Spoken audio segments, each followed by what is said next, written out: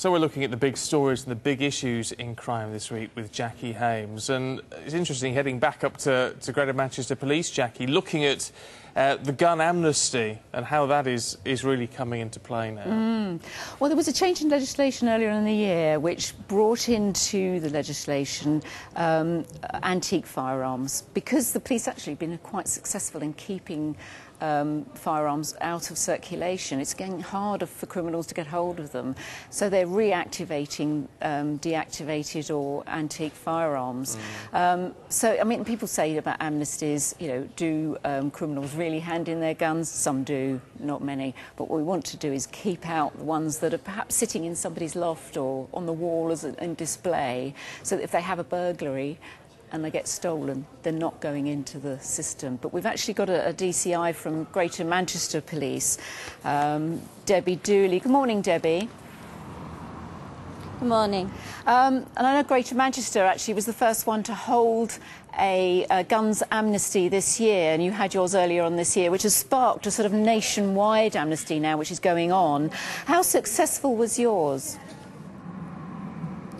Yeah, just in relation to that, we were actually the first force, we were the third force, but it was hugely successful. We received over 3,000 rounds of ammunition, 225 weapons, of which 86 of those were illegally held in our communities in Manchester. So obviously to get those weapons off the streets shows our commitment to the public of Greater Manchester, that we're committed to making it a safer place for them. And if we've just removed one weapon to save one life, then that's worthwhile for us. And some of those weapons, were they illegally held ones, or were they antiques? What sort of background were they from?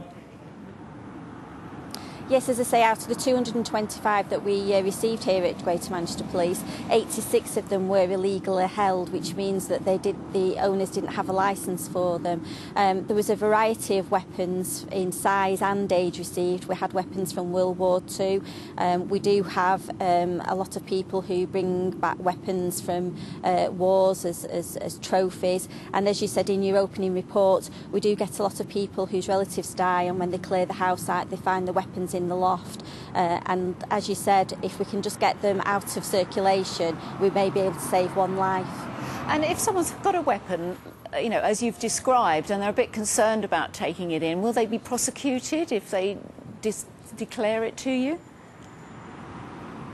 Obviously, the amnesty was held in the true spirit of the word, in that nobody would be prosecuted for handing the weapon over. But obviously, some of those weapons we have put to one side for forensic testing, and the amnesty wouldn't cover those people if we were to find that the weapon had been used in a criminal offence. What should people do then if they've got something languishing at home? Because these amnesties are still going on throughout the rest of the country. I mean, obviously, they don't want to put it in a bag and carry it through the streets. What should they do? If they ring the local police station using the 101 number, they can be given some advice as to how to hand that weapon in safely.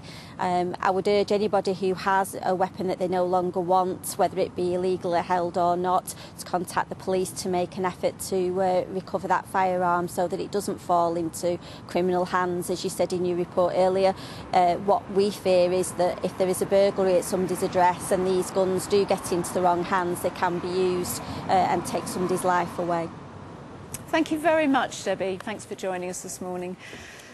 Well, look, it's a great chance for people, if they're not sure, to call 101 and get that right advice and get the weapon away. So keep it out of the wrong hands, as Debbie was saying.